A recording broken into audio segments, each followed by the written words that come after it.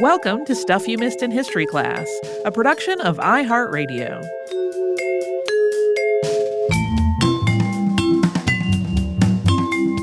Hello and welcome to the podcast. I'm Holly Fry. And I'm Tracy V. Wilson. And this episode is a topic that I believe was on both of our lists. Yep.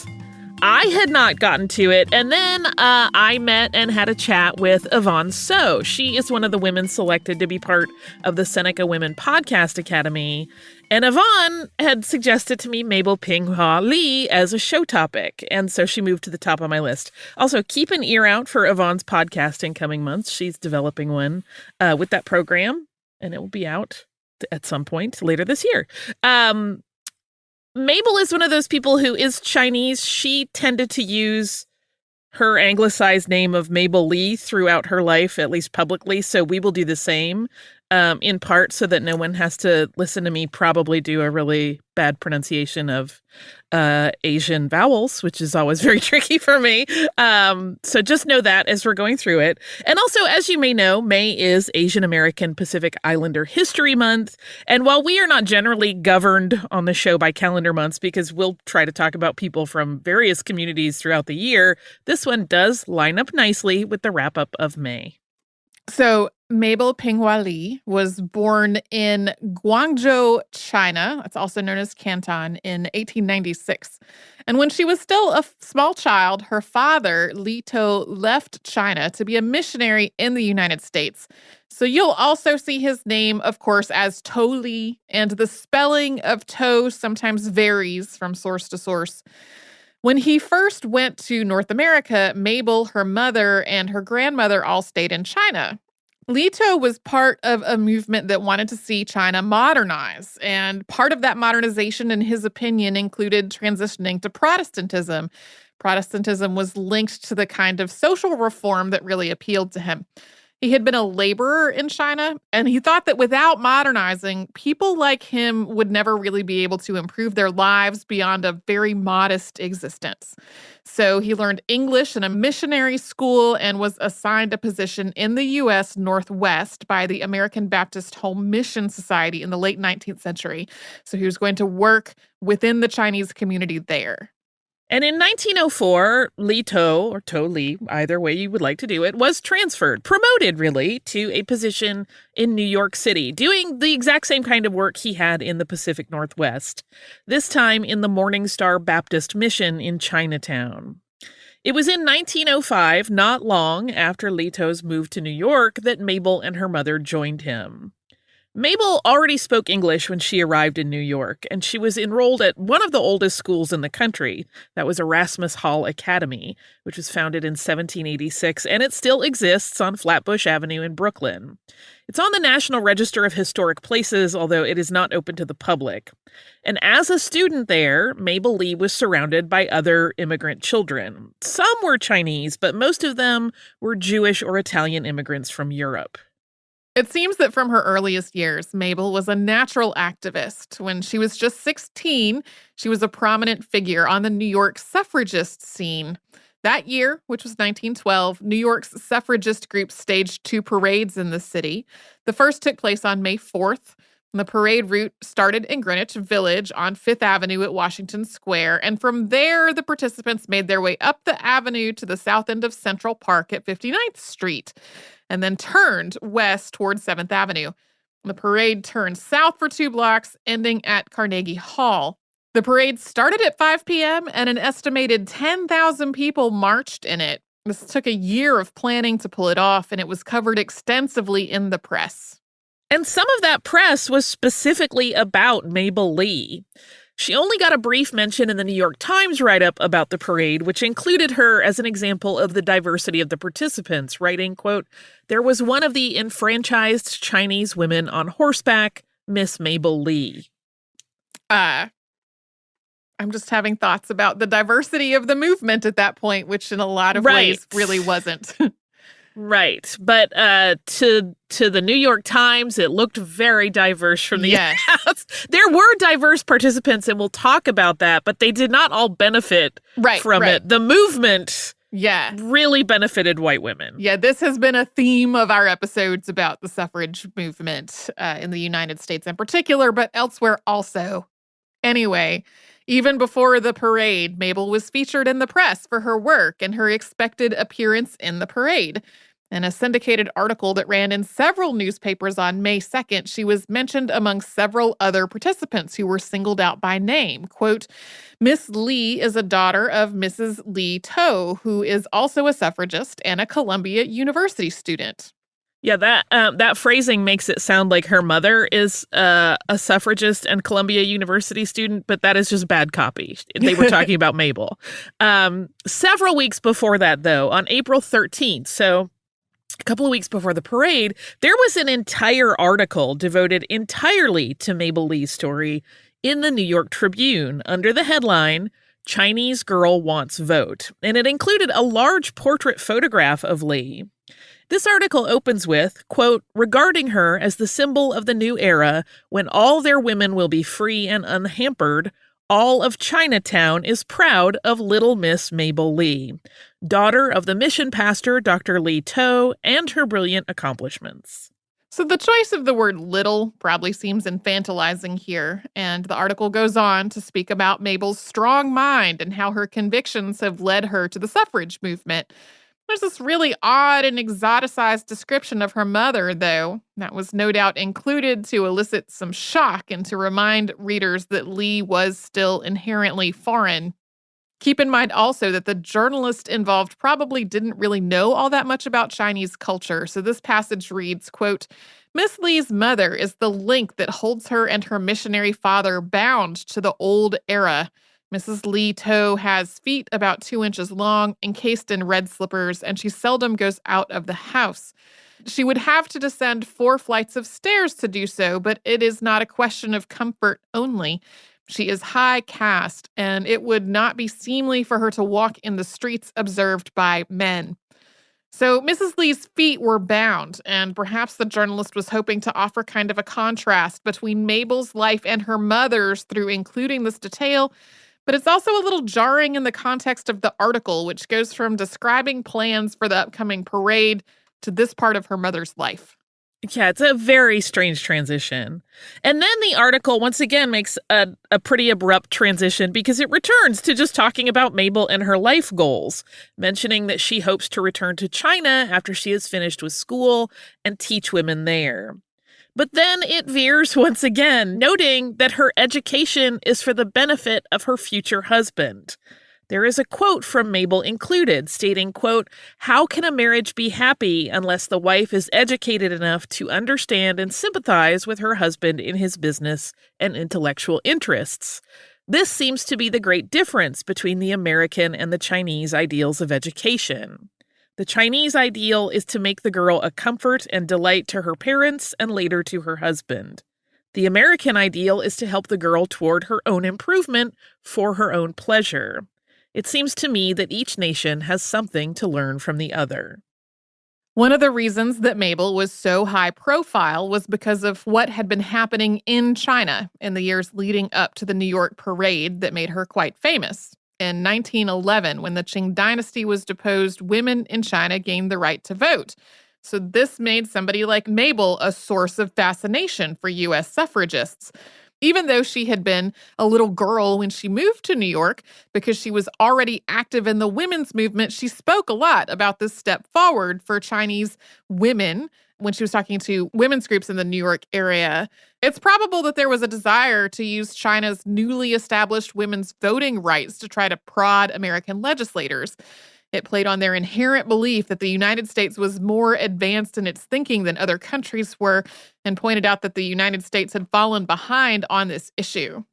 Yeah, it almost seems a little like the white leaders of this movement were kind of using Mabel's Chinese identity as a little bit of a tool here, and it's unclear whether she was cognizant of that or not. She was certainly very outspoken about it, though. On the day of the parade itself, Mabel rode on horseback at the front of the procession. And this is often described in a way that makes it seem like she was this lone horseback rider that led the parade, and that was not the case. There was actually an entire contingent of suffragists riding horses in the first group. Mabel was not even the leader of that group. Mabel's horse was white, which provided a sharp contrast to her black tricorn hat. That hat was worn by all of the women on horseback. We will pause here for a quick sponsor break, and then when we return, we'll talk about Mabel's time in college.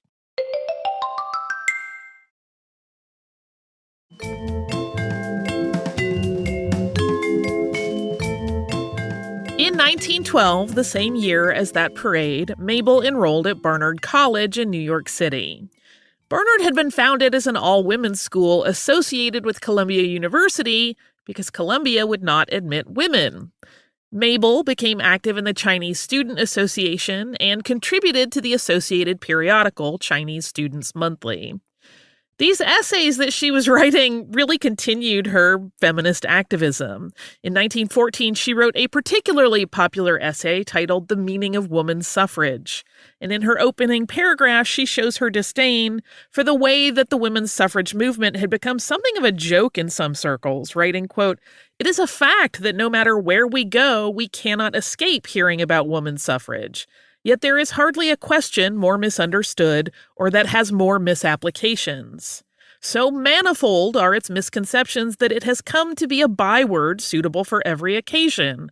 For instance, if when in company one should wish to scramble out of an embarrassing situation, or his more fortunate brother should wish to be considered witty, all that either would have to do would be to mention woman's suffrage, and they may be sure of laughter and merriment in response." That essay is definitely a product of its time. While Lee was incredibly progressive in a lot of ways, she also insisted that equality had to include Christianity, and that, of course, is very outdated by today's standards. But her larger message, which she would reiterate throughout her activism, was that excluding women from positions of equality was cutting off a resource that would benefit everyone. Quote, "I cannot too strongly impress upon the reader the importance of this consideration, for the feministic movement is not one for privileges to women, but one for the requirement of women to be worthy citizens and contribute their share to the steady progress of our country toward prosperity and national greatness." In 1915, Mabel Lee wrote a speech, which is also one of her famous works, that's titled The Submerged Half. And this was a plea to China for better education for girls and for women to have a greater role in civic issues, because even though many of them had the right to vote, they still weren't considered equal. And this speech opened with, quote, "I plead for a wider sphere of usefulness for the long submerged women of China. I ask for our girls the open door to the treasury of knowledge, the same opportunities for physical development as boys, and the same rights of participation in all human activities of which they are individually capable." She makes the case in her speech that women have long been significant contributors to China's history. Quote, "Any picture showing the condition of Chinese women throughout the bygone past, though dark in the main, must be a moving picture to be strictly truthful. Glimpses of light run through every scene. Women of learning, women versed in statecraft, women of commanding intellect, and heroines in every walk of life emerged from cramping surroundings and played their parts in the long drama of Chinese history." She definitely had a way with words, and I especially love that passage. I love her discussion of contrasting of light and dark there. And as that speech ends, Lee summarizes her position, stating that keeping the country's women from education and opportunity is going to hamper its development and its position in the world, writing, quote, "The welfare of China and possibly its very existence as an independent nation depends on rendering tardy justice to its womankind. For no nation can ever make real and lasting progress in civilization unless its women are following close to its men, if not actually abreast with them. In the fierce struggle for existence among the nations, that nation is badly handicapped, which leaves undeveloped one half of its intellectual and moral resources." In 1916, Mabel Lee sought the presidency of the Chinese Students Association. This was a case where she was campaigning against a male student, since the CSA was an organization that included both women from Barnard and men from Columbia. Mabel didn't win. though there was some concern that her victorious opponent, TV Sung, may have manipulated the ballots. Yeah, we don't know for sure. And at this point, any evidence of that is long gone, but it's definitely something that comes up in examinations of this period of her life. And speaking of ballots, in 1917, New York had a constitutional amendment on its ballot for the November 6th election that, if passed, would grant women the right to vote in the state constitution. Votes in favor of the amendment won with 53.92% of the vote, and this made New York the first state to secure the vote for women. And it was a key part of the strategy of the National American Woman Suffrage Association. They were essentially counting on New York to jumpstart this movement and hoping it would roll through other states. Also in 1917, Mabel received a Boxer Indemnity Scholarship to continue her studies.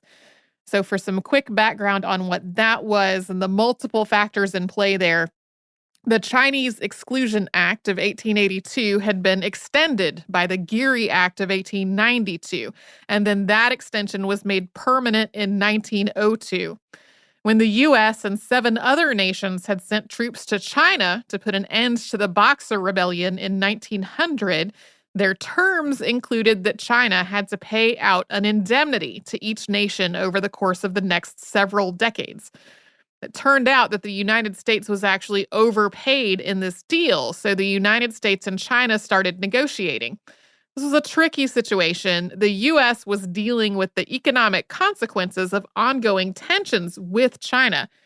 In May of 1908, after a long period of discussion, the U.S. Congress passed a bill that enabled China to set up a scholarship fund with that overpayment. That became the Boxer Indemnity Scholarship, and then under this program, Chinese students could attend schools in the United States. That is the most broad strokes way I could kind of put that together in this outline. There are, of course, a million nuances and subtleties and aspects of it and long discussions of Theodore Roosevelt and his behavior and all of it that are tied to this. But that's just to give you a little setup on what this scholarship was, because it gets referenced in relation to Mabel Lee a lot, and there's not always a good explanation of exactly what it was. But the inclusion in this scholarship program is a detail about Mabel Lee's life that often gets a little bit confusing when you read various different biographies, because some of them get it wrong. You'll sometimes see it reported that she received the scholarship as part of her move with her mother to the United States. That's not the case. She was still a child then, and this was a scholarship for higher learning, so that doesn't make any sense. Additionally, that scholarship did not exist yet in 1905 when she moved to New York. She had been allowed to move from China because there were provisions within the Chinese Exclusion Act that allowed teachers, merchants, diplomats, and missionaries to travel to the U.S. to live. So she was here under that. It was not until she went to graduate studies that she got the Boxer Indemnity Scholarship. There was, though, to be clear, for her and her mother to move here with her father, a lot of paperwork involved in securing that permission, but it was not tied to the scholarship at all. With her funding in place, Mabel enrolled at Columbia University to study economics. She was the first Chinese woman to earn her PhD in economics there. Then she published The Economic History of China in 1921. As she was in the middle of her graduate studies, women won the right to vote in the United States through the 19th Amendment to the U.S. Constitution, which was passed by Congress on June 4th, 1919, and then ratified on August 18th, 1920.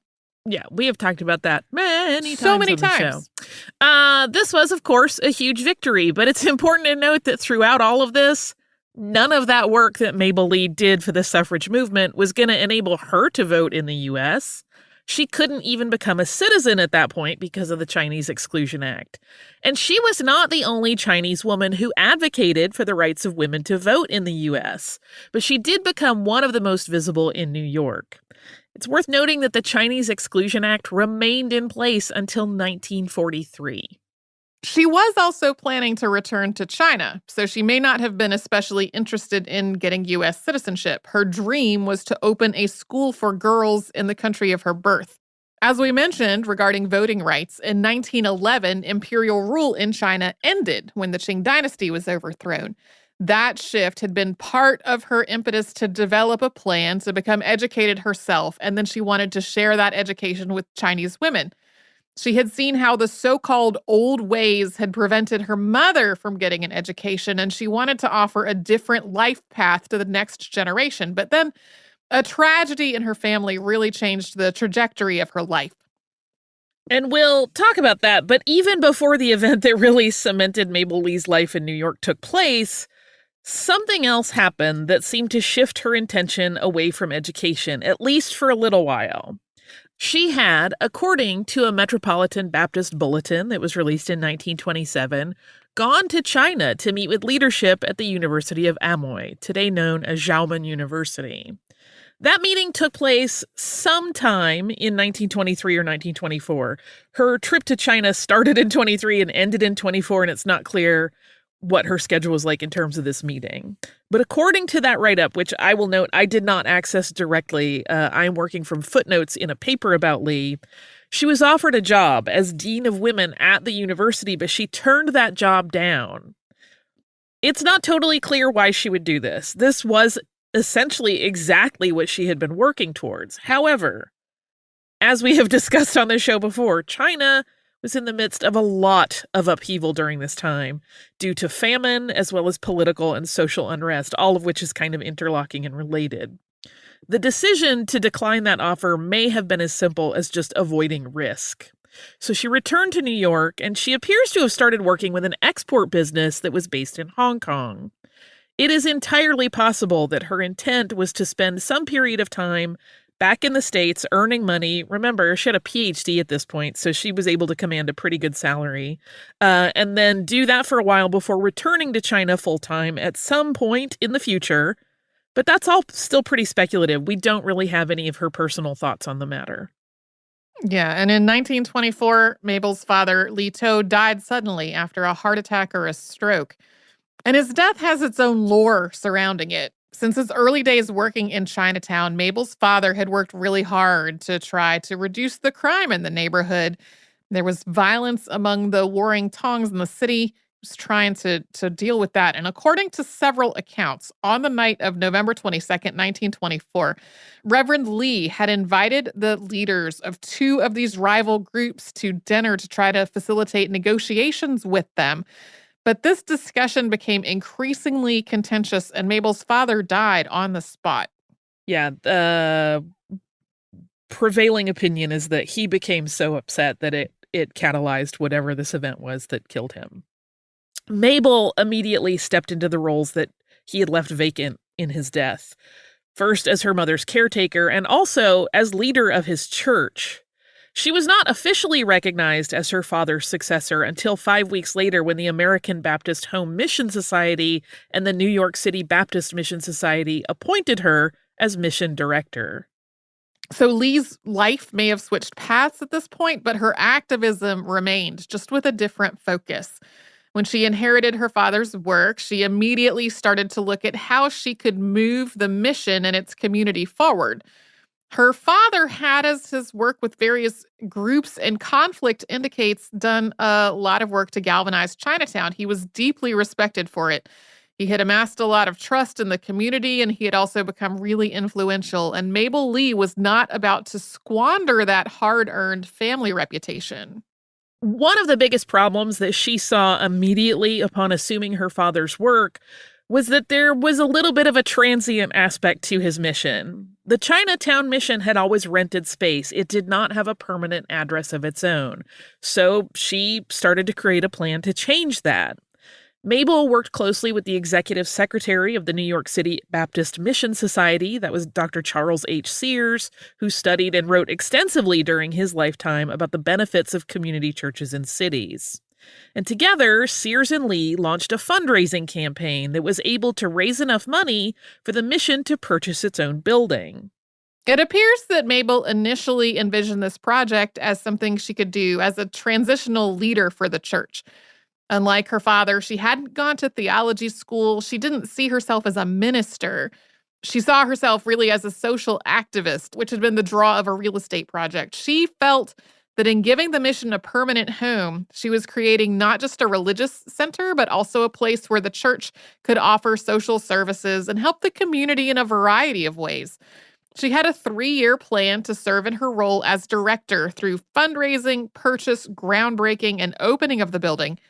And then she thought she would go back to China and have a career in women's education. Coming up, we will discuss Mabel Lee's efforts to retain the church congregation's Chinese identity while actually still trying to extricate herself from a life that she had not anticipated. And we will cover all of that after we hear from the sponsors that keep Stuff You Missed in History Class going.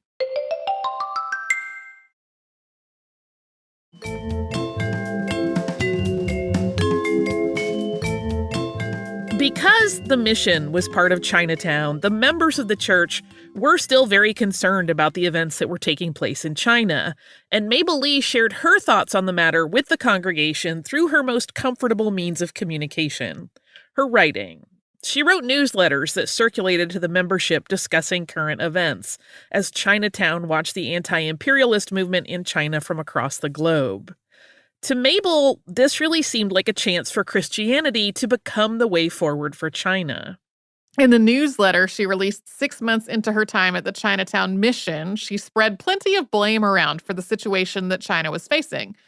She attributed the issues of the country to Western nations and to the old regime for clinging to power through any means necessary, as well as to Chinese citizens who had lost sight of caring for one another in favor of pursuing wealth. She believed very strongly that Christian faith was the best way to heal the country, and the fault couldn't be placed in any one spot. The people of China had to be willing to acknowledge their own problems. She wrote, quote, "It is not the nationality which counts. Not all Chinese are to be trusted, and not all foreigners are anxious to crush us. We have many foreign friends who are very anxious to help us win our rights. The difference lies in the fact that they have Christianity in their hearts. Christianity is the salvation of China and the salvation of the whole world." Yeah, she definitely had a very narrow view of how the future should look. Though Mabel Lee may have intended to one day move back to China, that was still not going to be how things played out. She stayed in New York when the building that housed the First Chinese Baptist Church of New York City was completed, although we don't have an entirely clear sense of what led to that decision, but there were plenty of things that would have contributed. We already mentioned the upheaval going on in China, and that was ongoing. And in the U.S., there was also a degree of backlash to the success of the movement to gain the right to vote for women. So even though Mabel Lee was not directly benefiting from the 19th Amendment, she did still get the same negative response from detractors as anyone else who had fought for the cause, particularly considering that she had been one of the figureheads in the press. Trying to find a job in the U.S. was going to be incredibly difficult for a Chinese woman, no matter how accomplished and educated she was. Aside from the fact that she was associated with a movement that not everybody liked, she was also a foreigner and racism was a factor. So Mabel Lee's decision to stay at the mission may have kind of boiled down to just seeing it as perhaps the only way she could continue to earn a living in a job that was meaningful to her.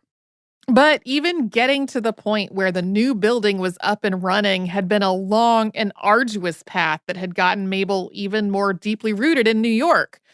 For one, the initial fundraising campaign had enabled the purchase of a building at 21 Pell Street, but there were a lot of problems with the space. It was going to cost a lot more to get it renovated to the point that it could be usable, and that meant finding another place. That led to the purchase of a second property, which was a Chinese restaurant on Mott Street. There's actually a story there that is actually the restaurant where her father died. Mabel actually found a patron through her connections who could give enough money to make this financial move. That also meant that a stock company had to be set up, something Mabel also did. The stock company purchased the restaurant, which was believed to be a better building for setting up the church. But then the Great Depression hit before the Pell Street location had been sold. So then there were 2 properties that were losing value. Mabel Lee, who had family money and assets, seized this opportunity and offered to buy the Pell Street location from the Baptist City Mission Society with the intent that the title would be transferred to the Chinese church. This actually took a really long time because the city's Baptist organization went back on the deal. Lee kept working on the property's needed upgrades, and it was finally settled as a Chinese Baptist church in 1936, though the New York City Baptist Mission Society still technically owned it and would continue to own it until Mabel was finally able to have the title fully transferred to the church. That didn't happen until 1954. But even by the early 1930s, so much of Mabel Lee's life and finances were tied to the church that it's really not surprising that she stayed, although she did seem conflicted about it. Yeah, she famously, one of her friends who was a well-known intellectual at the time, kind of made some comments about, like, is this what you're going to do with your life? And she really did struggle. The following year, 1937, Mabel went to China on a third and last trip back that she made as an adult. She might have once again been considering taking a job there. According to travel documents, she returned to the U.S., entering through port at Seattle on June 26, 1937, less than 2 weeks before Japan invaded China and set off the Second Sino-Japanese War. If Mabel had been considering a return to Asia before that event, any thoughts were surely cut short at that point. And from then on, she remained entirely dedicated to the church, almost to the exclusion of everything else in her life. This is a good time to note that Lee certainly had admirers over the years, but she never married, and accounts of her life don't really even mention any serious relationships. This is interesting in that in her teen years, she had spoken really publicly about the importance of education for girls as part of preparing them to be good wives, but she didn't choose to become a wife herself. We don't know if she consciously came to the conclusion that it wasn't in line with her goals for herself, or if she just didn't care for any of the prospective suitors who presented themselves to her. Mystery. We don't really know.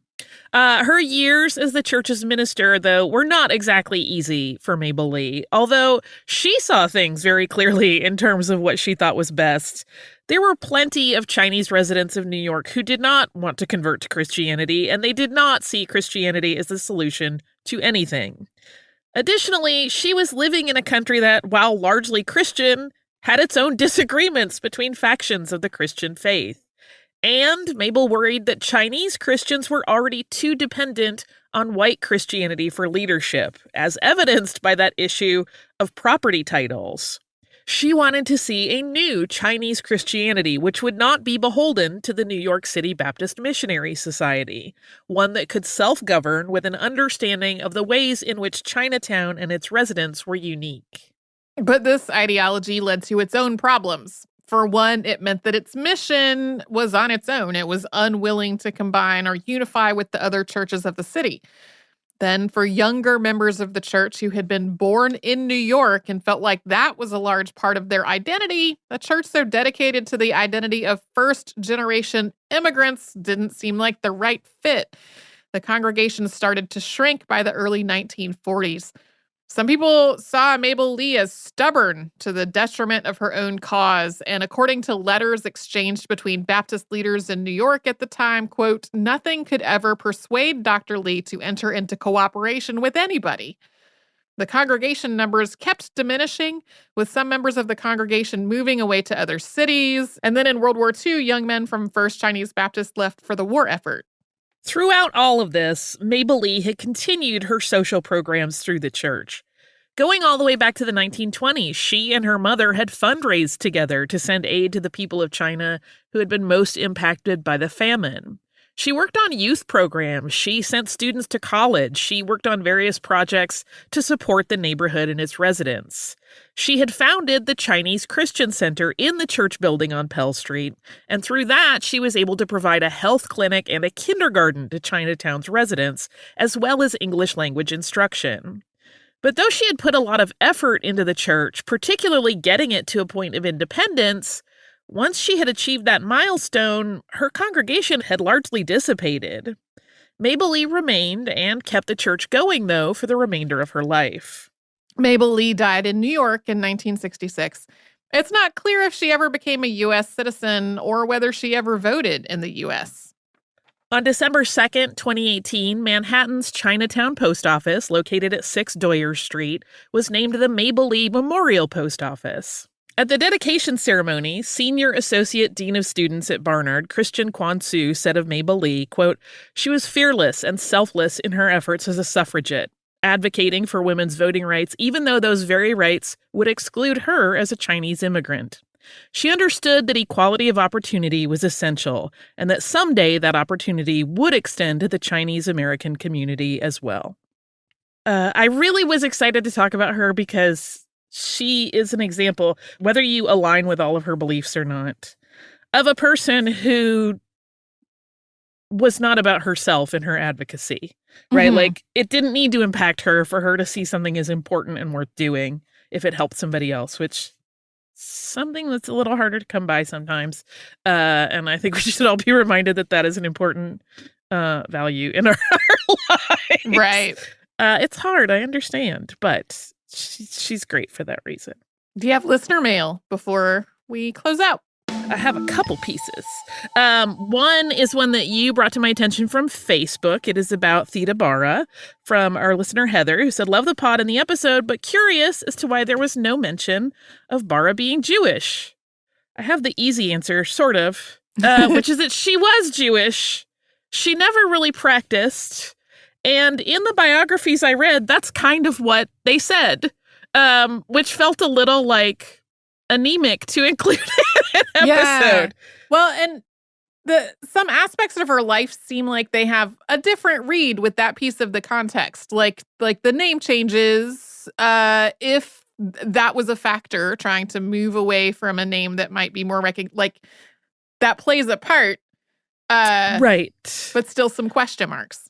Yeah, I mean, one of the big biographies that's very popular about her literally says this: she did have her bat mitzvah, and it says though never very religious, was always proud of her heritage, but it never seemed to come up again ever. So I was like, how so?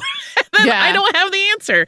The other thing that was really interesting and kind of led me to be like, I don't know of a way to say this that doesn't just sound like lip service to acknowledging it, is that in the National Jewish Women's Archive biography of her, they don't mention her religion at all. She's just included. So it got to be a little bit tricky, but I apologize if to anybody that felt like we were downplaying that as a moment of representation for Jewish identity on the show. It seemed so secondary to her life that I felt like it was shoehorning it to put it in because she never seemed to say much about it herself.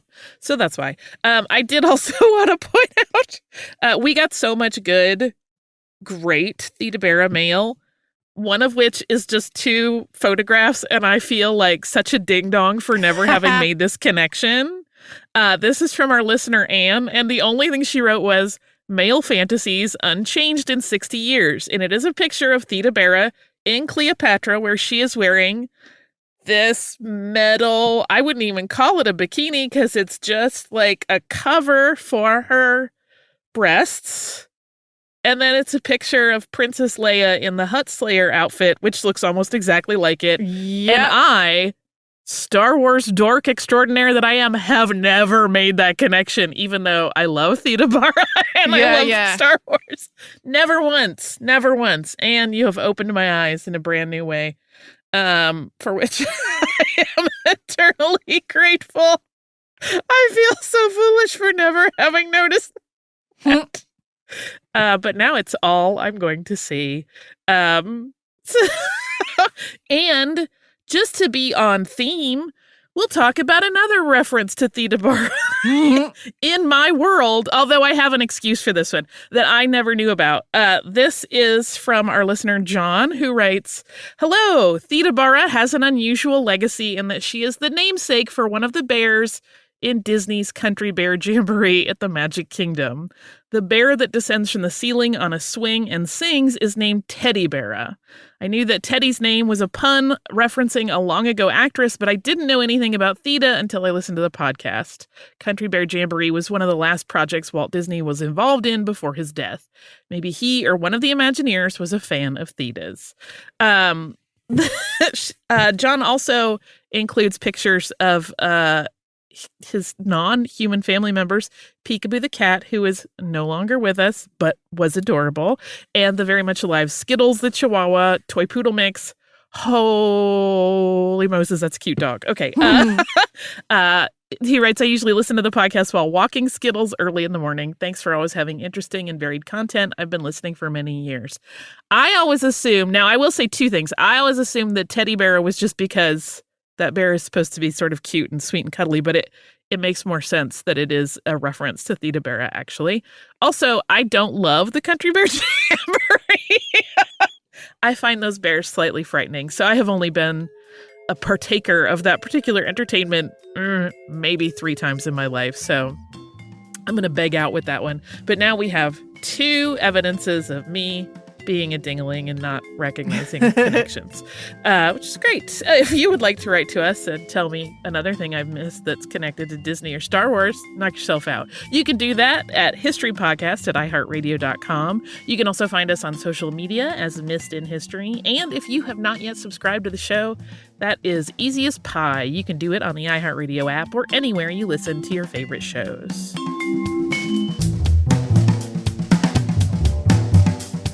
Stuff You Missed in History Class is a production of iHeartRadio. For more podcasts from iHeartRadio, visit the iHeartRadio app, Apple Podcasts, or wherever you listen to your favorite shows.